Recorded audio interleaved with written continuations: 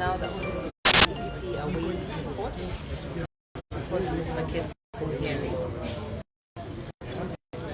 Then I prefer that in Uganda. Can we have Uganda? Thank you very much.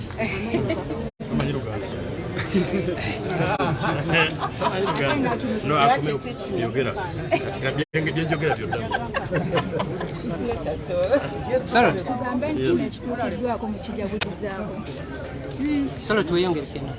well, tuli basanyufu nti bannaffe bagenda kufuna obujjanjabi bwe babadde batafuna naye sisobola kujjaguza kubanga oluvannyuma lw'omwaka omulamba n'okusobanga eddembe lyabwe linyigiriziddwa n'ebibavunaanibwa tetukkiriza nti bituufu siina nsonga kuba ngalo bwe bbanga lyonna mbagamba nti nze Museveni bwe mba mukubira mu ngalo nkubisa omukono gumu nindekayo omukono ogwokubiri ogwokwekwekamu. In the first place tebandibadde mu kkooti tebandivunaaniddwa abatta abantu bwe twagala okufuna so saabawayirizibwa. Obuyinza bwa DPP bwakozesezza tubwebazizza obw'okufulumya certificate of no objection naye obwemu bye tugenda okusoomoza mu constitutional court anvunaana okubeera nti yalina okumpa certificate enta ekyo nakyo kityoboola ssemateeka. We should be on equal footing. Ekyokubiri n'okugamba nti nina okuprovinga exceptional circumstances nakyo twagala okisoomoza mu kkooti ya ssemateeka kubanga constitution empa eddembe okubeera ebweru. Oyo alinzijjako y'alina okuleeta ensonga lwaki liina okunzijibwako n'enjawukana ku balala. Omuntu ateeberezebwa oba agambibwa okuba talina musango okutuusa nga gumusinze. N'olwekyo kitegeeza ekyo nti aba alina kubeera bweru. Bwe mba nteeberezebwa okubeera munda n'ensaba kkooti n'enjigamba nze sijja kutataaganya bujulizi, kiri eri oyo anvunaana okuleeta obujulizi. Ekisooka nti nze mbeere munda nja kutataaganya obujulizi. Tekiyinzika kukkirizika nti tusanyuke nnyo ng'omuntu alina okunoonyereza alemeddwa okunoonyereza n'amaliriza oluvannyuma lw'omwaka omulamba.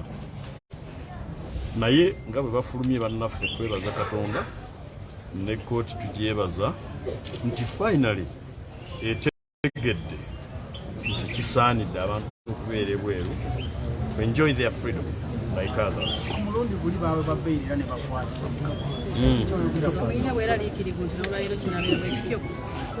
Sirina bukakafu nti tebajja bakwata naye sinnategeezebwako nti bajja kuddamu bakwata. Ebyo bibadde bisoboka bulijjo DPP withdrawinga n'omusango wamala okuwithdrawinga ne baddamu ne bakwata abantu. Ndowooza nti ku mulundi guno balabye obulumi n'obulwadde abalwaka bwe balina ne bamanya nti bayinza obbafiirako mu nkomyo ne baswala babadde tebamanyi nti baaswala. N'olwekyo baba batidde okuswala okuddako nakyo kyamagezi. Amagezi bwe gajjira wonna tugaselebrate nti oba oli awo eneebeera entandikwa ey'okukola ebituufu. Katusabe nti ebeere entandikwa ey'okukola ebituufu kubanga n'ekyokubakwata kyali kikyamu. Ekya kkooti okumala obbata ne babawamba kyali kikyamu. Ekya Museveni okubuggulira kkooti ng'emaze okubata kyali kikyamu. Era onjogere ki? Gavumenti eno yafuuka yakasobeza ng'ekiwalaata kyawambuzi nti buli kimu ekikola ekisobezza. Naye eno gavumenti ekirungi kyayo nti eringa ekisaawe yaggwamu akanda era nakeyo ebeerako entuufu emirundi ebiri olunaku nti enjuba bwe yeetooloola n'etuuka we yafiira essaawa ku ssaawa eyo ebeera ntuufu. Katusuubire n'okusaba Katonda ayambe nti leero ku luno Museveni abeerenga essaawa eyo yafa n'esirikale kakati atuuse waagira kiwaali omutuufu. Naye temweyibaala temulowooza nti n'enkya essaawa wegenda okusigalawo. Omugambe embeera budda gyankube. Katono nnyo ndowooza bano be bazadde balani maama ne taata. Essanyu ly'omuzadde lirabikireko wano.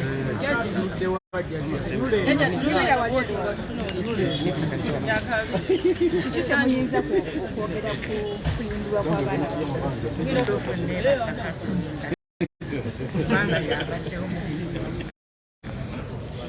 neebaliza ddala Katonda oba mbadde sikituufu mwaka mugamba n'omwana wa Katonda amusibidde mukomera mbitaliimu n'obujulizi nga mpulidde ddala kyova olaba nga neebaza bwebaza yabaddewo waabadde nze maama Seewa mukyala Sendawo nze maama Seewa mukyala Sendawo nze Namusisi Saala Sendawo. Taata kikyoyogera ku nsonga z'omwana neebaza Katonda olw'ekikolwa kino kyatukoledde ekyewuunyo. Neebaza abakulu meeya, Lodi meeya, Mwami Lukwago, Mwami Sseggona n'ettiimu yonna nga bweri, Mwami Matiya Mpuuga, Munnakyalo munnange, beebale nnyo okulabika nti tebajjeemu maanyi, kubanga ffe ng'ab'omukyalo tubadde twekwasa nnyo ne Matiya Mpuuga oyo omwana waffe mwe mwamutwala mu kintu kati bamusibye emyaka gyonna naye tutuuse ku nkomerero nga tukyalinaku. Tubeebaza nze Ssaalongo Kasumba wa muto wange Aloysia Sendawo.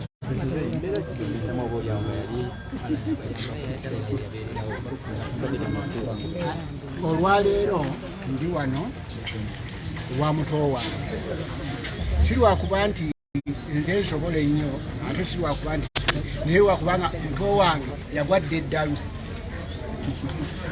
bw'obutabaawo bwa mwana we. Sirina kirala kye ku ddalu, sirina kindala kye azalira ddala omutabani ani yagwa eddala taata w'omwana Aloysia webale nnyo ssebo demuloza tufune ku mama Ssegirinya. Bannaayo oba mbagambe ntya kuba mpulira essanyu ly'amaanyi. Sookera ddala neebaza balooya baffe ne neebaza omulamuzi okulaba nga batadde omwana wange Ssegirinya bannange, okulaba nga ava mu kkomera. Bannaayo mwenna mbeebaza abatindize, mwebale nnyo, mwebalire ddala bambi ne mutakoowa. Buli lunaku ŋŋamba laba mu kkooti ne mutakoowa. Mwebale nnyo, mwebalire ddala. Mukama afuwe emikisa, njagala emikisa mwenna gibatambulireko. Mwebale nnyo, mwebalire ddala. Sirina kyakubawa naye mbeebazizza abalamuzi, balooya, nammwe mwenna babadde batindiga eŋŋenda okujja. Mwebale nnyo, mwebalire ddala. Amannya gange nze Nakajumba Justine Ssanyu, mama w'omubaka Ssegirinya Muhammad. Oyo abadde mama w'omubaka Ssegirinya Muhammad. Embeera bwetyo bweri wano we tuli ku kkooti, embeera bwetyo bweri nga bw'okitegeera abantu bazze bangi nnyo, abantu bazze bangi nnyo, bayitirivu nnyo olw'okubeererawo abantu baabwe.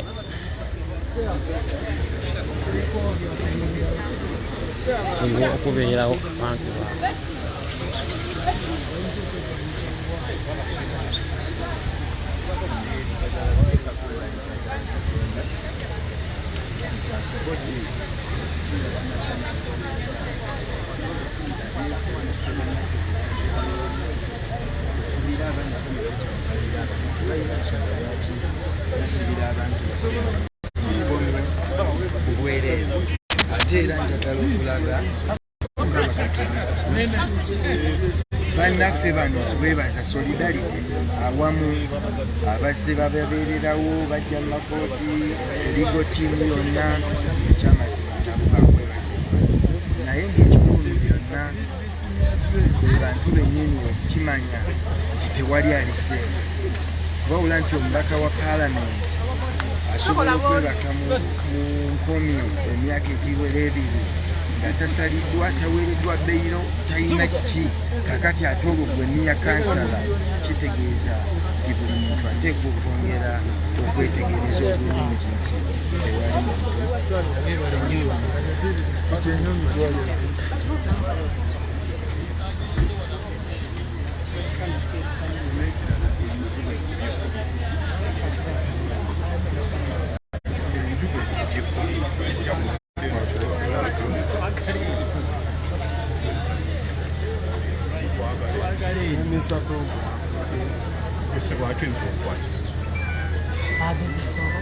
Yongezesa simu yangu obadde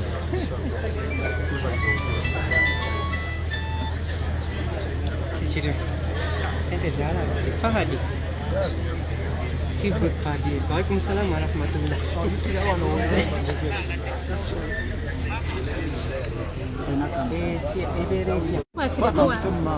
naye gye nkwatire waya eri bajja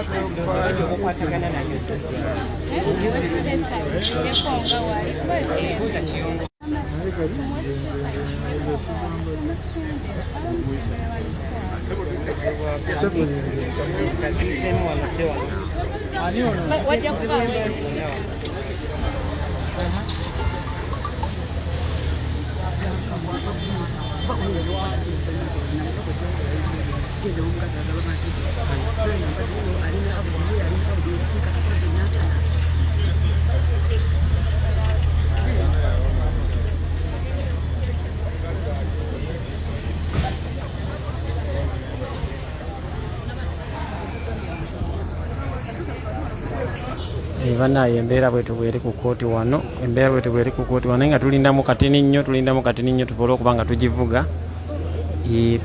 nga tugivuga tuvaawo kitegeera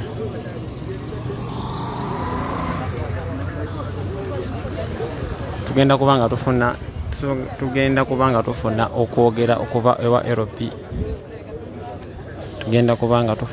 okuva wa leader of opposition omukulu Mafia Sempuga sawa yonna agenda kubanga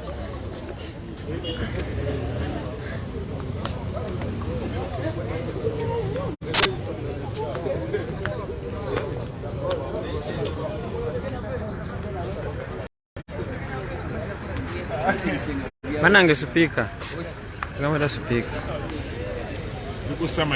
Ugusama Uganda media oli kutike media Uganda mbeera nga bweri ojogerako mbeera nga bweri tufunye amawulire agazaamuko ku maanyi wano ku kooti Masaka ng'omulamuzi asazeewo n'alaga nti abahonalebo bano ababiri Ssewanyana ne Ssegirinya nti bakiriziddwa okweyimirirwa naye tetumanyi kubanga enkola ya gavumenti ya Museveni ffe tugimanyi bulungi tumanyi bulungi nnyo nti nawuli bali babawadde beyiro naye ne babateegera mu kkubo ne babakwata ne babazzayo so kati ku ssaawa zino tetuli sateni nti babateeredde ddala naye nga tuyinamuko akasuubi akatono naye kyasinza okutwennyamiza be baganda baffe ate ab'olunaku olwaliro ababadde ku court martial abantu 32 bamemba ba NUP okuli bamachete ne banne bonna ate bo basindikiddwa okuddayo mpaka ng'enaku z'omwezi 6 mutuufu tunyoleddwa nnyo kubanga bamawulire gatusanze Masaka ebintu si birungi kubanga bano bonna bamemba baffe bakwata aba NUP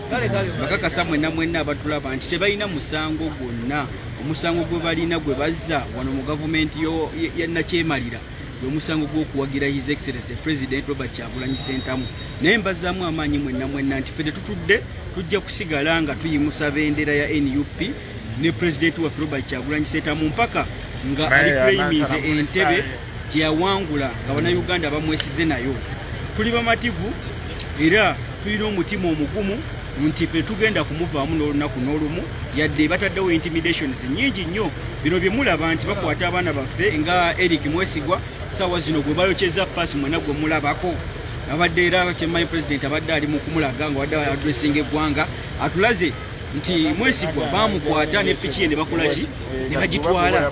Bino byonna byonna ebigendererwa nti bakukwata ne bamala ne bakuta okomewo ogambe bano abasigadde mu sitwago wabweru ne batintima ne bava ku mulamwa naye mbakakasa nti temuva ku mulamwa. Bino byonna byonna ebitukolebwako byakulaga nti nno tutintima oba okuddako emabega naye mbakakasa nti siteepu gye tuliko ku ssaawa zino tunaatera okubeera nga tutuuka ku kaguwa ke bayita finishing line kubanga omusajja ye waali nti ayebye omusajja waali atidde mumanyi bulungi nnyo obukadde bwaliko takyasobola yadde okubeera nga afulumya ekigambo kyonna kyonna ekiyimirira kubanga takyalina nsa.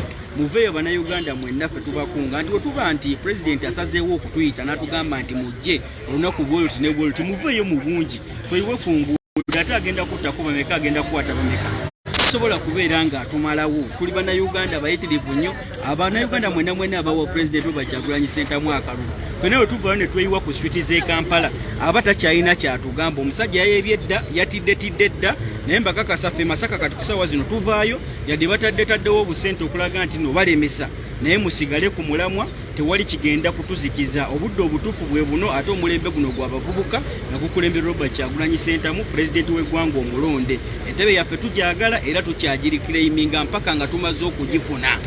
Tetugenda kussa mukono newe munaatukwata kuba tukimanyi bulungi nnyo nti amakomera ga Uganda ne ku ssaawa zino we twogera gonna gajjudde. Temukyalina wakututeeka okuddako mu safe house zammwe ezo ne mutuwokya paasi n'atera we tunaakomawo nga mumaze otwokya paasi ne twejjanjaba tetugenda kuddamu okuyimirira n'ensonga semasonga ensonga y'okulaba nti tukuggyako mu maanyi oba mu ddembe. Tujja kusigala nga mu mbeera yonna yonna ffe tukozesa enkola yonna yonna. Pulezidenti waffe asigala tugamba nti tubeere non-violent naye mu butuufu waliwo wootuuka n'owulira nga mu butuufu abasajja bano beetaagisa oba kukwatamuko ku mukono ogw'ekyuma. N'abavubuka mwenna we muli mukimanye nti kano akadde kammwe nowoona asigala ewaka.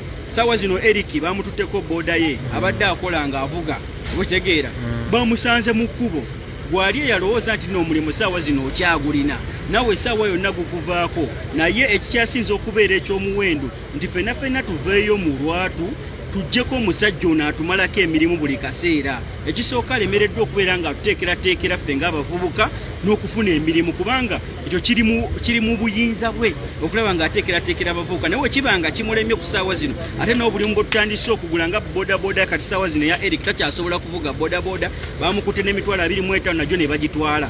Nkukakasa gwe omuvubuka ali eyo nti yadde okyalina akalimu nga weewaana nako bagenda kutuuka ekiseera bakakimbe. Bano bahonalebo tebabajja mu mayumba gaabwe babakwata n'ate olugwa ali eyo wabweru. Tuveeyo akaseera ke kano kennyini omusajja yayebadda abulako obuzi kusindika. Ffe pulezidenti waffe Kyagulanyi Ssentamu nkuyege entebe gyatuddeko yagirumaaluma dda yonna yonna neekola ki nesensebuka ebulako ffe kusindika dakiika ntono nnyo ng'entebe eri wali eri wansi. So nkunga abavubuka mwenna nti muveeyo tutulekerera bannaffe babazizaayo mpaka ennaku z'omwezi nga 6 abagenze mu kooti maasho naye tugende tubakyalire ate tubazeemu amaanyi tubatwalire ku byokulya tubatwalire ku kasimbi akasobola okubeera nga kabagumya mu kooti manywevu agabanyweza emitima okubalaga nti tetunnabavaamu tukyayimiridde nabo mpaka ku muntu asembayo. Nsaba abavubuka mwenna meseje eno mugitwale ng'ensonga enkulu. Tuli ku kooti Masaka n'abagenze kooti masho babaddeyo naye tetugenda kubeera nga tubalekerera tetugenda kuggwamu maanyi tugenda kubalumizaako mannyo mpaka ng'entebe tugirikire imiize pulezidenti waffe omulonde agituulemu. Toyanza nnyo sipiika oyo abadde sipiika w'Nansana municipality ewadena soko wono maloko twagala okwebaza Katonda olunaku lwa leero nti baganda baffe Honorable Ssegirinya n'Honorable Ssewanyana babawadde bbayiro twe tukisaba ebbanga lyonna naye nga bannaffe beebuzaabuza batutambuza mujjukira babawaako bbayiro ya miliyoni 20 ne bagana okubata. Olwayo tusuubira nti court order bagenda giteeka mu nkola abantu bano babate kubanga omulamuzi wabanga asazeewo nti ne babawa bbayiro ya bukadde 20 buli muntu miliyoni 40 kitegeeza ate nga abaka ba paalamenti tasobola kudduka. Mulabye embeera Honorable Ssewanyana gy'abaddemu ne Honorable Ssegirinya obulamu bwe si bulungi so nga ke kaseera ke kano kulaba nga bannaffe bafuna eddembe lyabwe obaolio bawoze nga bava bweru wa kooti gye tulowooza nti emisango emijingirire gye tukola ki gye tulowooza. Twagala okwebaza bannayuganda bonna abadde basabira Ssegirinya ne Ssewanyana. Twagala okwebaza abantu bonna abadde bajjanga mu kooti. Tubaza okwebaza abantu bonna abadde balambula nga mama wa Ssegirinya mukyala wa Ssewanyana ne family zaabwe zonna nga badde bazirambula. ekikulu nnyo twagala okwebaza obukulembeze bwa National Unity Platform obuumyemu facilitating aba lawyers n'ensonga endala nnyingi nnyo. Pulezidenti waffe Mwami Kyagulanyi Ssentamu twagala okwebaza so mukama waffe singa tubadde mu nsonga eno obuulyawo twandifunye buwanguzi olunaku lwaleero. Secretary General waffe David Silubongoya n'abantu abalala bonna abatuyambyeko abakulembeze mu Greater Masaka bonna abaka palamenti bamayors bakansalas bonna abantu babulijjo abantu b'ekawempe abantu abataddengawo embeera emwekalakasa bajja abaka bammwe twagala okwebaza kubanga oba tomenye etteeka oba ne weekalakasa mirembe oba njombakawo walonda akukiikire mu palamenti nenga tomulaba so oba ne wolaga obutali bumativu kya mateeka era kiwulirizibwa mu mbeera yonna. So tuva ne Masaka wetuli essaawa eno tugenda Kigo banaffe bali musasula ssente mu banka okulaba nga obudde tebutukwata okula nga tufuna abantu baffe nabo era tukakasa famire ya Ssewanyana ne ya Ssegirinya bagenda kule nabo ekyeggulo akawungezi ka leero. Yabadde kansala wassa Valentine by the way.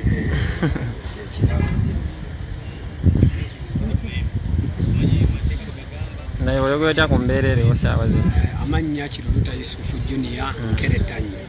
Akusookera ddala neebaza Katonda nti olunaku olw'enkya engeri lunaku lw'abaagalana ffe ekirabo ekya Valentine Katonda akituwadde weewaawo tetunnakifuna mu bujjuvu kubanga ebya gavumenti eno obimanyi oluusi bibeera bya kigumaza ng'entesula ku kyoto naye essaawa eno oluva wano twagala tugende Kigo okulaba nga abantu baffe babatuwa naye ekisa kya Katonda ekitutwala maanyi ge gye gatasobola kutukuumira tukkiriza nti buli kimu kyonna ekibaddewo lwakubeerawo kwa Katonda tukkiriza nti Katonda yatudde mulamuzi n'amugamba nti lamula ekituufu abantu baweebwe ebbeeyi tukkiriza nti Katonda yatudde mu balooya ne bakola application egwanidde era esobola okugisaayo ababaka baffe tukkiriza nti era Katonda yatudde mu mbeera yonna ebadde mu courtroom okufa okulaba nga buli kimu kitambula nga bwe kitambudde naye twebaza bannayuganda obukulembeze bwa National Unity Platform Pulezidenti waffe Robert Kyagulanyi Ssentamu n'abaana b'ekawempa ab'emakindi bannayuganda bonna bafuutu soldiers abalwanirira enkyukakyuka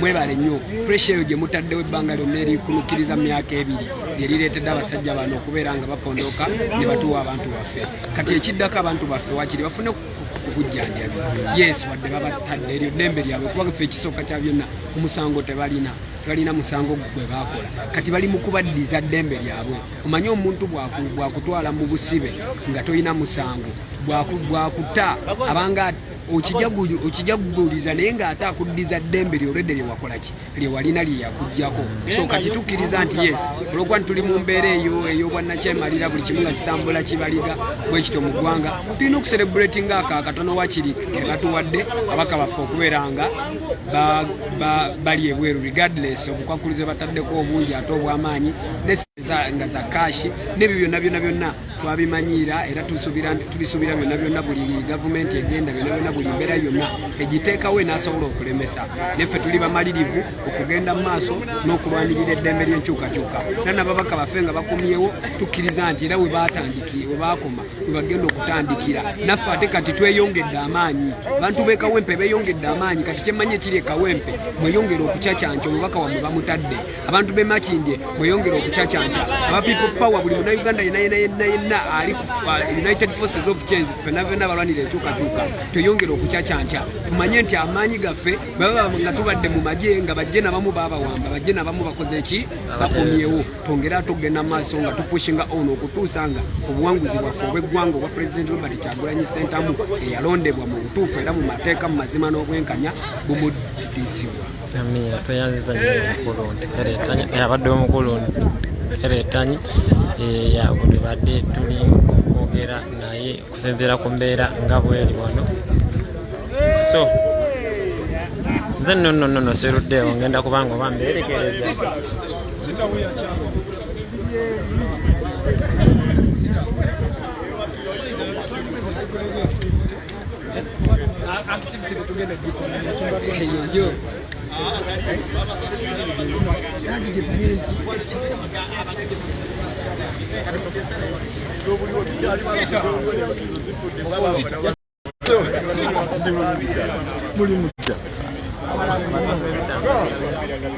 bali wali bipande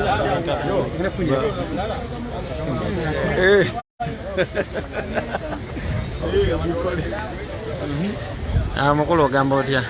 Nze Sentamu Julius abatugoberera ku mikutu gyonna egy'enjawulo.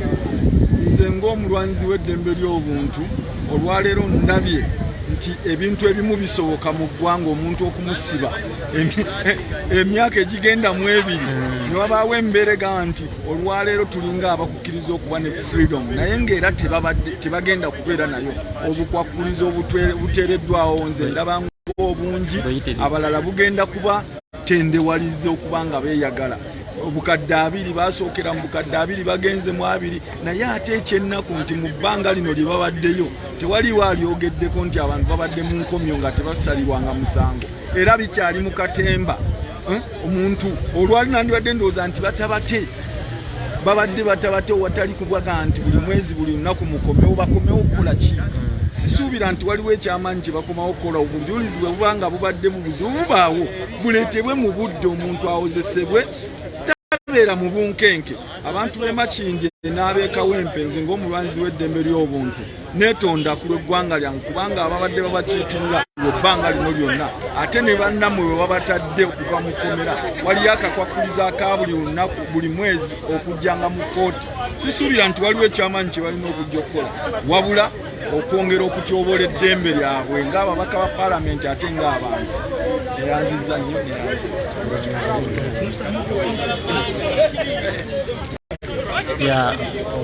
bannaye tugenda kubanga tubeerekereza tugenda kubanga tuvaayo oba naabaawo update endala tugenda kubanga tugibabuulira. Obadde ne Bobby Rush ku kamera akuume atakumira mpeera. Bye bye.